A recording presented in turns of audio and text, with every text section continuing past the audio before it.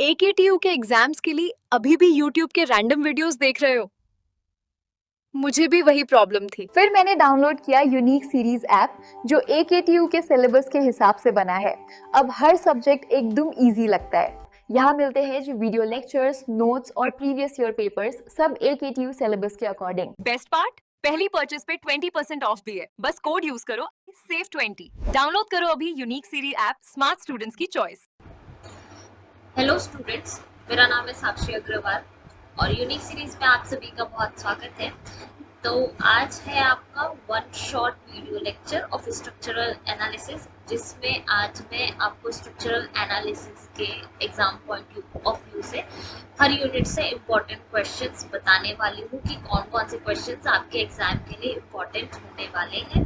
पर आज का लेक्चर शुरू करने से पहले मैं आपको एक बहुत ज़रूरी बात बताना चाहूँगी, और वो ये है कि यूनिक सीरीज दे रहा है आपको 200 रुपीज़ ऑफ अपने सारे कोर्सेज पे।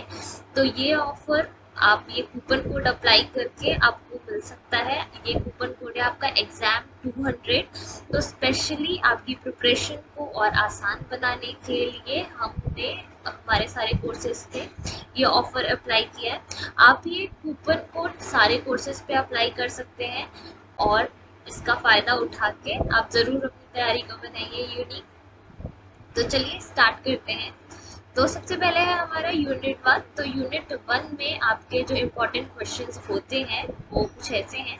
तो आपके जो शॉर्ट टाइप के क्वेश्चंस हैं उसमें आपको सिंपल डेफिनेशंस पूछ सकता है। तो इसमें आपका एक शॉर्ट टाइप का क्वेश्चन ये बनता है कि what are the various types of supports. तो जैसे कि आपको पता है हिंज सपोर्ट हो गया, रोलर सपोर्ट हो गया, फिक्स्ड सपोर्ट हो गया, ये सारे आपके टाइप्स ऑफ सपोर्ट हो जाते हैं। तो इस टाइप के क्वेश्चंस आपके 2 मार्क्स में आते हैं यूनिट 1 से।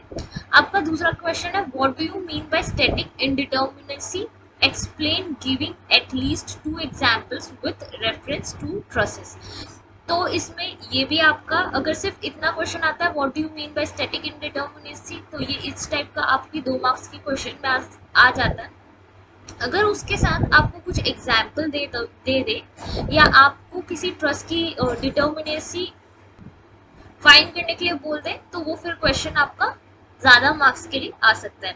अब आपके लिए आपके एग्जाम में ये भी हो सकता है कि आपको स्टैटिक इंडिटर्मिनेसी की जगह काइनेमेटिक इंडिटर्मिनेसी पूछ ले, या डिफरेंस या इसमें आपको एग्जाम्पल्स दे और बोले कि आपका स्ट्रक्चर कितने डिग्री तक इनडिटर्मिनेट है वो आप फाइंड करके बताइए। तो इस टाइप के क्वेश्चंस आपके आते हैं। थर्ड आपका क्वेश्चन है what is the difference between statically determinate and statically indeterminate structure. ये भी आपका थ्योरी का पार्ट हो गया। तो मतलब यूनिट 1 से आपके कुछ थ्योरी के क्वेश्चन भी बनते हैं। अब इसमें आपके न्यूमेरिकल किस टाइप के आएंगे, तो आपका जो यूनिट 1 है वो 2 पार्ट में है। एक आपका केबल का पार्ट हो जाता है और एक आपका इनडिटर्मिनेसी वाला पार्ट हो जाता है। ओके, तो इनडिटर्मिनेसी वाले पार्ट से या तो आपकी थ्योरी आएगी या तो आपको डिग्री ऑफ इनडिटर्मिनेसी फाइंड करने के लिए कोई सा मेंबर दिया होगा, कोई स्ट्रक्चर दिया होगा और इसकी आपको इनडिटर्मिनेसी कैलकुलेट करने के लिए बोल देगा। तो ये आपके न्यूमेरिकल के क्वेश्चंस हो जाएंगे। ठीक है, तो जैसे यहाँ पे आप एक न्यूमेरिकल जो आपके यूनिट 1 के पार्ट 1 से बनता है वो है determine the degree of indeterminacy of the trust shown in the figure. तो यहाँ पे आपको एक ट्रस्ट दिया हुआ है और इसकी आपको इनडिटर्मिनेसी फाइंड करने के लिए बोला हुआ है। तो अगर आपको एक ट्रस्ट दिया हो तो उसमें कौन कौन सी आपकी इनडिटर्मिनेसी होती है, एक होती है आपकी स्टैटिक इनडिटर्मिनेसी और एक होती है आपकी काइनेमेटिक इनडिटर्मिनेसी। ओके, और आपकी स्टैटिक इनडिटर्मिनेसी में भी 2 पार्ट होते हैं, internal indeterminacy and external indeterminacy. अगर आपसे टोटल इनडिटर्मिनेसी पूछा है तो आप डायरेक्ट आपका m plus r minus 2j वाला फॉर्मूला लगा सकते हैं। अगर आपसे डायरेक्ट स्टैटिक इनडिटर्मिनेसी पूछेगा, काइनेमेटिक और इंटरनल और एक्सटर्नल को अगर अलग अलग फाइंड करने के लिए नहीं बोलेगा तो आप डायरेक्ट ये वाले फॉर्मूले से आपकी स्टैटिक इनडिटर्मिनेसी कैलकुलेट कर सकते हैं। अगर आपको इंटरनल और एक्सटर्नल दोनों निकालने का बोलेगा और आपको अगर इंटरनल फाइंड करना होगा तो फिर आप कैसे करेंगे, आप एक्सटर्नल इनडिटर्मिनेसी का फॉर्मूला लगाएंगे, E is equal to R minus E, R यहाँ पे आपका क्या है, नंबर ऑफ रिएक्शंस, और ई क्या है, number of available equilibrium equation. तो यहाँ से अगर आपको एक्सटर्नल और टोटल इंडिटर्मिनेसी मिल जाएगी तो फिर आप इंटरनल इंडिटर्मिनेसी निकाल लेंगे और ये हो जाएगा एक। और इसमें स्टैटिक इंडिटर्मिनेसी के बाद आपको फाइंड करना होगा काइनेमेटिक इंडिटर्मिनेसी, जब आपके ट्रस्ट में टोटल इंडिटर्मिनेसी फाइंड करने के लिए बोला हो। अब आपका लास्ट क्वेश्चन है इस यूनिट का इम्पोर्टेंट, आपका केबल का क्वेश्चन है। तो केबल से आपके न्यूमेरिकल्स आते हैं जो कि आपके ज्यादा लॉन्ग आंसर टाइप क्वेश्चंस में आते हैं। ओके, तो आपको यहाँ पे किस टाइप का केबल का क्वेश्चन बनता है। So a cable of uniform cross sectional area is structured between two supports, is stretched between two supports 100 meter apart with 1 and 4 meter above the other end as shown in the figure. The cable is loaded with a UDL of 10 kilonewton per meter and the sag of cable is measured from the higher end is 6 meter. मतलब आपके यहाँ से इसका sag measure किया गया है। Find the horizontal tension in the cable, also find the maximum tension in the cable. तो इस टाइप के आपके क्वेश्चंस आते हैं यूनिट 1 से। तो ये सारे हो गए आपके यूनिट 1 से इम्पोर्टेंट क्वेश्चंस। आपके यूनिट 1 में मुझे ऐसा लगता है कि जितने भी क्वेश्चंस आएंगे ये इसी के अंदर, इन्हीं टॉपिक्स के अंदर आ सकते हैं। आपका ये हो सकता है कि आपका डेटा अलग हो क्वेश्चंस के, बट आपको इंडिटर्मिनेसी कैलकुलेट करने के क्वेश्चंस आ सकते हैं। आपके सिंपल बेस 2-2 मार्क्स के सिंपल डेफिनेशंस आ सकती हैं इस यूनिट में। वो आइदर टाइप्स ऑफ सपोर्ट की हो सकती है, या स्टैटिक इंडिटर्मिनेसी की हो सकती है, या काइनेमेटिक इंडिटर्मिनेसी की हो सकती है। ठीक है, तो ये हो गए आपके यूनिट 1 के क्वेश्चंस। अब आगे आते हैं हम आपके यूनिट 2 में। तो यूनिट 2 में आपके किस टाइप के क्वेश्चंस बनते हैं। यूनिट 2 में है आपका analyse the trust shown in the figure by the method of tension coefficient and determine the forces in all the members. तो यहाँ पे आपको एक ट्रस्ट दिया हुआ है और आपको बोल रहा है कि मेथड ऑफ टेंशन कोफिशिएंट को अप्लाई करके आपको इसमें मेंबर फोर्सेस कैलकुलेट करने हैं। तो आपका यूनिट 2 का एक क्वेश्चन तो ये हो गया। दूसरा क्वेश्चन आपका यूनिट 2 का, what do you mean bye compound and complex space trust. ठीक है, तो जैसे कि स्टूडेंट्स को डाउट होता है कि मैम इस यूनिट में थ्योरी क्वेश्चंस किस टाइप के आएंगे। तो देखिए आपके थ्योरी क्वेश्चंस या तो कुछ डेफिनेशंस हो सकते हैं, सिंपल डेफिनेशंस, और या तो फिर ना आपके इस टाइप के डिजाइन स्टेप्स हो सकते हैं। जैसे कि क्वेश्चन 4 में यहाँ पे दिया हुआ है ना, explain in detail about the method of substitution and method of tension coefficient with example. अब या तो आपको अगर न्यूमेरिकल देगा तो वो डायरेक्ट आपको क्वेश्चन दे देगा और आपको बोलेगा कि या तो वो मेथड मेंशन कर भी सकता है या नहीं भी कर सकता है। तो आपका एक मेंबर फोर्स डिटर्मिनेशन का क्वेश्चन तो इस यूनिट से आना ही चाहिए, चाहे वो मेथड ऑफ जॉइंट से हो, मेथड ऑफ सेक्शन से हो, या मेथड ऑफ टेंशन कोफिशिएंट से हो। आपका एक क्वेश्चन तो ये आएगा।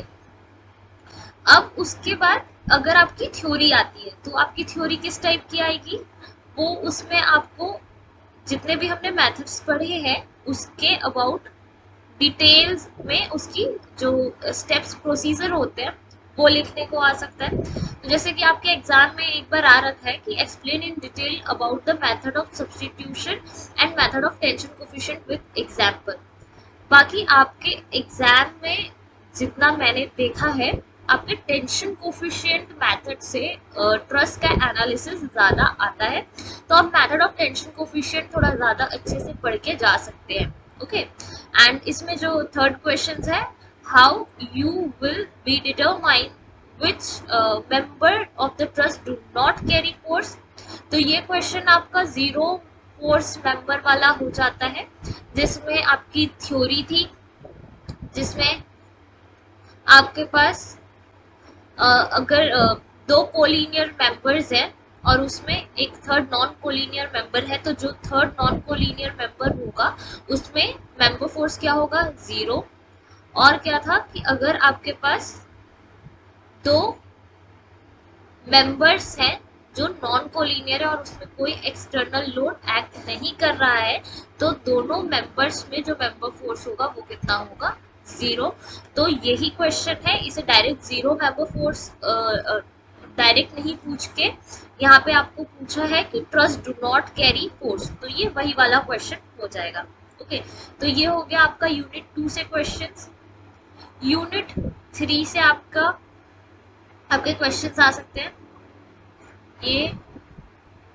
ये क्वेश्चन नंबर आपका 3 हो जाएगा, ये 4 हो जाएगा और ये हो जाएगा आपका क्वेश्चन नंबर 5। ओके, सो मुझे लगता है कि इस सब्जेक्ट का आपका यूनिट 3 बहुत ज़्यादा इम्पोर्टेंट यूनिट है, क्योंकि इस यूनिट से आपके सारे टॉपिक्स कवर होते ही हैं।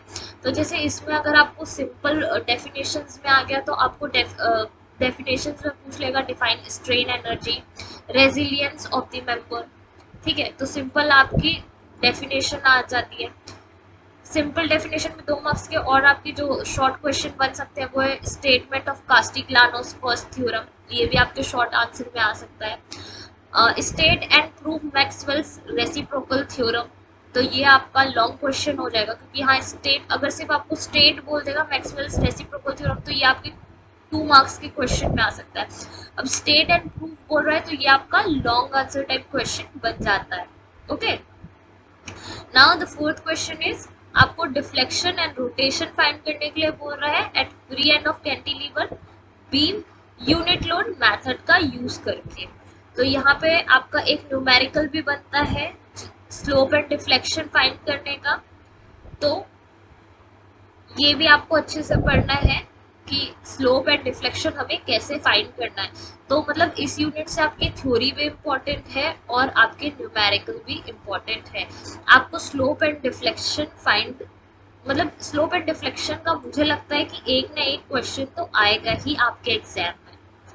फिफ्थ क्वेश्चन है आपका a beam A B C D simply supported at its A and D over a span of 30 metre. It is made up of 3 portions A B B C and CD, each 10 meter in length. The moment of inertia of the section of these portion are I, 3I and 2I respectively, where I की value आपको दी हुई है। The beam carries a point load इतना। So यहाँ पे भी आपको slope and deflection calculate करना है यूजिंग कॉन्जुगेट बीम मेथड। देखिए, जैसे कि मैंने आपको कहा ही कि इस यूनिट से मुझे लगता है आपके स्लोप एंड डिफ्लेक्शंस के क्वेश्चन आएंगे। अब उसमें वो कोई से भी मेथड से हो सकते हैं, चाहे वो यूनिट लोड मेथड से हो या कॉन्जुगेट बीम मेथड से हो या फिर आपका कास्टिग्लियानो मेथड हो। ठीक है, तो चलिए ये यूनिट 3 हो गया। यूनिट 4 क्या है आपका? तो यूनिट 4 में आपके क्वेश्चंस बन सकते हैं what you understand by influence line. अगर आपके 2 मार्क्स के क्वेश्चन आपके इसमें से बन सकते हैं। बेसिक डेफिनेशन पूछ सकता है, तो इसमें बेसिक डेफिनेशन बनती है what is influence line diagram, what is rolling load. तो इस टाइप के आपके 2 मार्क्स के क्वेश्चन बन सकते हैं। सेकेंड क्वेश्चन है आपका a single load of 150 kilonewton moves on girder और span 30 metre, construct the influence line for shear force and bending movement for a section 10 metre from the left support. आपको इसमें influence line diagram बनाने के लिए बोल रहा है for shear force and bending movement के लिए। ये बहुत ही इजी क्वेश्चन है। अगर इस टाइप के क्वेश्चन आपके एग्जाम में आते हैं तो आपको बिल्कुल बनाना है। इन क्वेश्चंस में ज़्यादा आपको कुछ नहीं करना है और इसमें ये भी आपके लॉन्ग टाइप के क्वेश्चन बनते हैं, तो आपके मार्क्स इसमें श्योरली अच्छे हो जाएंगे। थर्ड क्वेश्चन है आपका a uniformly distributed load of intensity 30 kilonewton per metre crosses a simply supported beam of span 60 metre from left to right. The length of UDL is 15 metre. Find the value of maximum bending movement for a section 20 metre from the left end. Also find the absolute maximum bending moment and shear force in the beam. अब इसमें आपको absolute maximum, आपको maximum bending movement तो find करना ही है, साथ में आपको एब्सोल्यूट मैक्सिमम का भी क्वेश्चन इसमें आ रहा है। ठीक है, तो देखिए इसमें आपको ज़्यादा चीज़ें, मतलब आपको सिर्फ मेथड पढ़ने की ज़रूरत है। आपको मैक्सिमम बेंडिंग मूवमेंट निकालना आना चाहिए, एब्सोल्यूट मैक्सिमम बेंडिंग मूवमेंट निकालना आना चाहिए। फिर उसमें अगर लोडिंग कंडीशन चेंज भी कर देती है तो उससे ज़्यादा फर्क नहीं पड़ता। ठीक है, तो अगर आपको इन्फ्लुएंस लाइन डायग्राम बनाना आता है, आपको मैक्सिमम बेंडिंग मूवमेंट निकालना आता है, आपको एब्सोल्यूट मैक्सिमम बेंडिंग मूवमेंट किस तरीके से निकालते हैं ये पता है, तो आप डिफरेंट लोडिंग कंडीशन में आसानी से फाइंड कर सकते हैं। Okay, so moving for the next question. So आपका क्वेश्चन 4 है, draw influence line diagram for shear force and bending moment at section 3 meter from left end of simply supported beam of length 12 meter. Determine shear force, maximum shear force and maximum bending moment at section due to UDL intensity 2 kilonewton per meter and 5 meter long। तो आपको shear force, maximum shear force और maximum bending moment का भी question इसमें दिया हुआ है। और ये यूनिट मुझे लगता है कि काफी इजी है अगर आप थोड़ा सा ध्यान देंगे तो। और देखिए आपके एग्जाम में व्हील लोड का क्वेश्चन नहीं आया है, तो मुझे लगता है कि इस यूनिट में जो सबसे टफ पार्ट अगर आपका होता तो वो व्हील लोड वाला पार्ट होता। तो इसमें आपका सिर्फ maximum bending moment, shear force and absolute maximum इन्हीं के क्वेश्चंस बन रहे हैं, सिर्फ उसमें आपकी लोडिंग कंडीशंस चेंज हो रही है। तो आप ये सारे इस टाइप के क्वेश्चंस अगर आप ट्राई कर लेते हैं तो आपके एग्जाम्स में आने की बहुत इसकी पॉसिबिलिटीज हैं।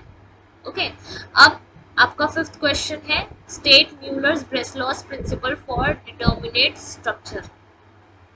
तो एक आपका ये क्वेश्चन हो सकता है, एक तो आपका इन्फ्लुएंस लाइन डायग्राम वाला पार्ट हो गया, और एक आपका जो अलग इस यूनिट में टॉपिक है वो है म्यूलर ब्रेसलॉस प्रिंसिपल। तो एक ये भी आपका क्वेश्चन इंपॉर्टेंट हो जाता है। अब हम लास्ट यूनिट की बात कर लेते हैं। तो लास्ट यूनिट में आपके इंपॉर्टेंट क्वेश्चंस हो जाते हैं, what are the different type of arches. अगर आपका थ्योरी से क्वेश्चन आ रहा है तो सिंपल आपसे आर्चेस की डेफिनेशन पूछ सकता है, टाइप्स ऑफ आर्चेस पूछ सकता है। तो ये तो हो गया इसका थ्योरी वाला पार्ट। ओके, तो ये आपके मतलब 2 मार्क्स के क्वेश्चन, 2 मार्क्स के लिए भी ये क्वेश्चन आ सकता है आपका।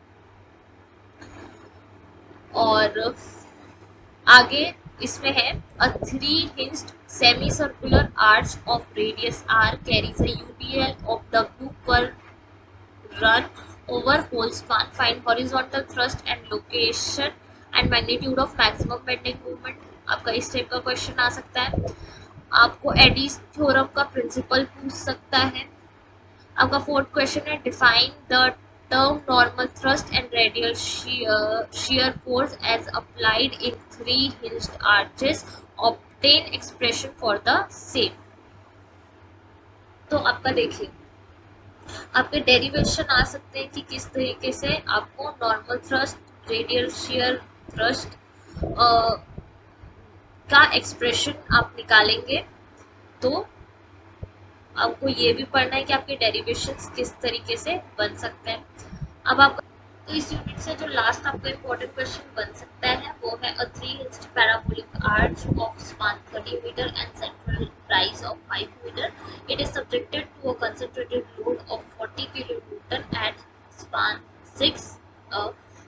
Calculate the normal thrust calculate करना है आपको, shear force कैलकुलेट करना है, बेंडिंग मोमेंट कैलकुलेट करना है at 6 meter from left support।